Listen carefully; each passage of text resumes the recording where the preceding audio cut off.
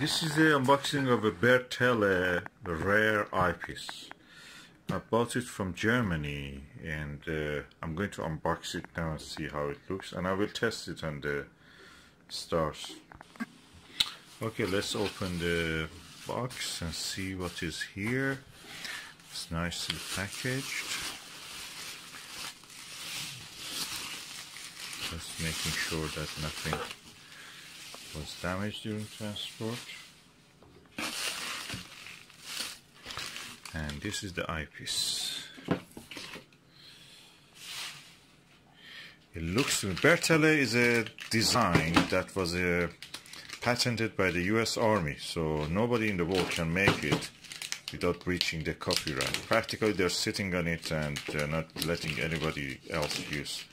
That's the reason everybody goes for things like the Teleview, Nagler and such similar eyepieces, or a modified Bertele. This one I think is a Russian one. Okay, this is a modified Bertele eyepiece, a Russian one. I don't see anything written to show me that this is a Bertele, but anyway. It looks to be 1¼ inch. It is coated with the orange, purple, or red, and yeah, looks very clean. Okay, when I'm looking through it, it's not bad. So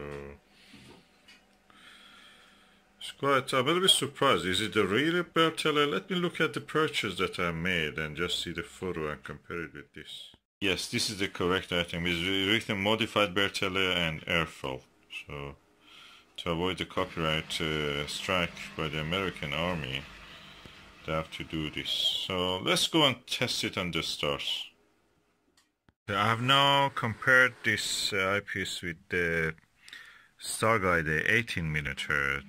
They seem to have the similar field of view, so I suppose that the focal length of this is also 18mm. And I can say that the stars images are much brighter in this Bertele. The only thing is that in this one you see the little bit astigmatism. This is a very fast telescope, of course. Not astigmatism. The field of view, the stars near the around 40%, no, 30%, 20%, yeah, 25 to 30% of the field of view where the field stop is. They go a little bit deformed shaped. In this one, very bright. The trapezium, I never saw it so bright with any eyepiece. This is really good. I'm observing from inside the window, by the way, inside the room. So I don't expect very sharp images, but with this one you can see amazingly sharp image. The only problem is that the image starts around 40% to the edge of the field of view. They get a little bit distorted, but they remain very bright. Is it because of the coating? Okay, I've now opened the window without any obstruction. I'm looking. The star images are brightest I've ever seen. Let me bring my aspheric. I have a SVBony aspheric which is really superb. It's 23mm, but anyway, I'll just try it with this one. Let me see how is that one compared to this. Yeah, I've now compared it with the aspheric 23mm. It seems they are not very far in the size of the field, so I suppose that is around 23mm also, probably, most probably. But it is a fast telescope I'm using here, f4 or something like that. It shows a lot of field curvature with this. The field curvature in this one is much better. I'm going to tell you what I'm going to do. This is a very good eyepiece. I'm going to buy another one of these for binoviewing. That's the #1. That's really good. I never saw such a bright image with any eyepiece. That's it. I bought a second one of this. I think that's #1 recommendation. That's the best recommendation I can make. this passed the star test. This is a good eyepiece. This is probably as good as a teleview, or probably better. The image brightness is really good. I have a 15mm teleview. Never gives me such a view. Let me just bring it and look at it again. It's a Plusol. This is a 15mm teleview Plusol. I'm going to test it with this. Okay, I've compared now with the teleview Plusol 15mm. It has a narrower field of view and has higher magnification. The image is good, comparable to that. I think mainly because it has a 15mm, which this one is around 20-23mm. So definitely they can compare together. The image quality is equal in both of them. So I can say this one is as good as this one.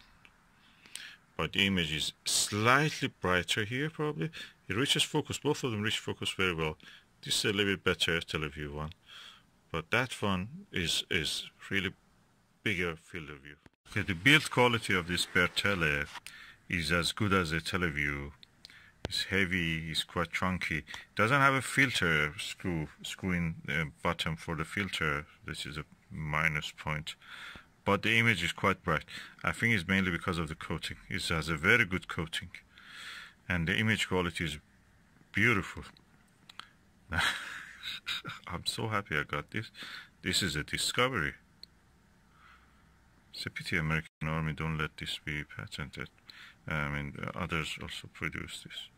Russians have made a good service by building this, and they have given it very good coating. Look at this.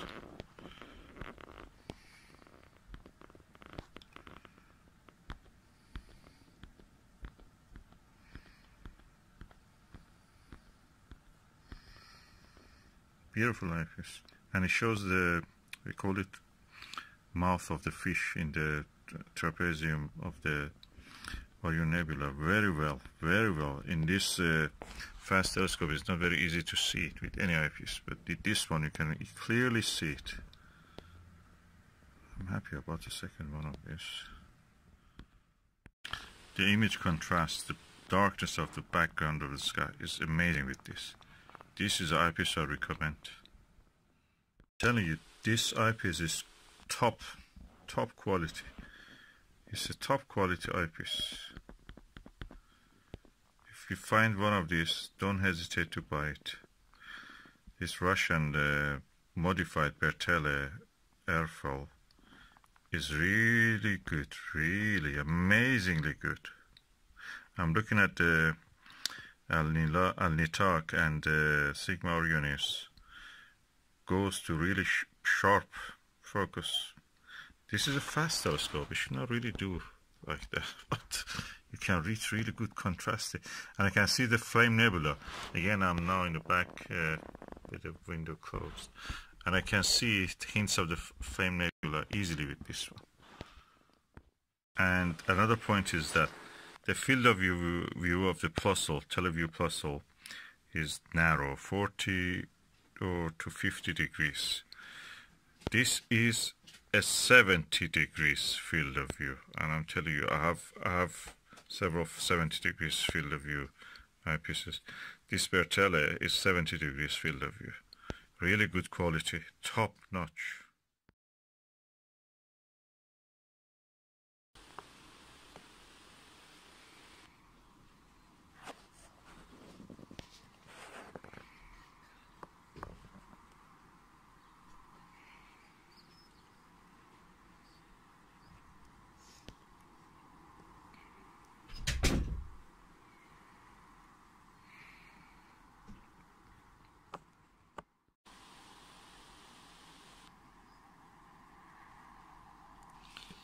As you can see, the field of view is really large. It's almost like a 100 degrees one, although it is officially says it's 60 degrees. I think it must be more like 70 or 75. I cannot move my finger just to focus on the foot, but the camera cannot focus. The focus is real on the foot and on the markings on the foot. Very wide angle. Very comfortable for viewing. Okay, with a lovely sunny day, I'm using this Bertele eyepiece. Unfortunately, it's a bit bigger than the normal 1 1/4 eyepiece, so I'm just using 2 adapters for 1 1/4 to 1 inch. And through that, I can actually observe this very well, easy. And let's go and see what's the view.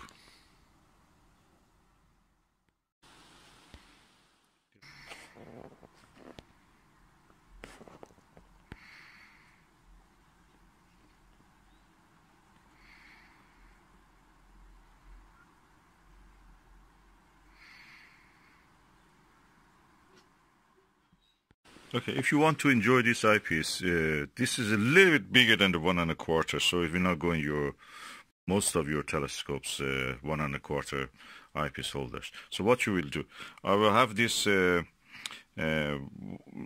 inch to 1 1/4 adapter, which I will put this second adapter, which is 1 1/4, 1 inch to 1 1/4 one.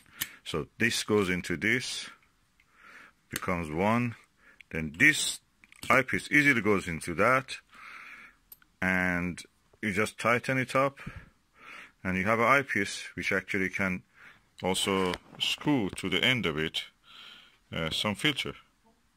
This eyepiece is originally built for microscope, sorry.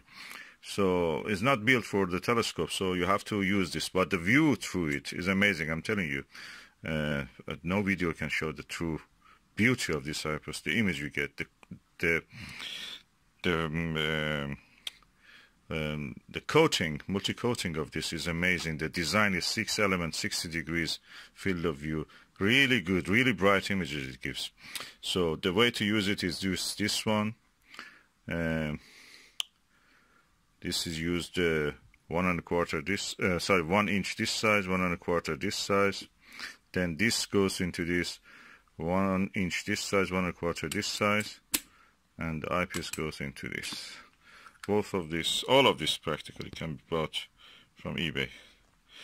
The eyepiece itself, 21 pound. This is 6 pound, and this is 6 pound. So practically less than 35 pound you can have all of this. Which is really good value, I think, for the eyepiece. This is what you get, is an eyepiece comparable to Teleview. You have to try it to see what I mean.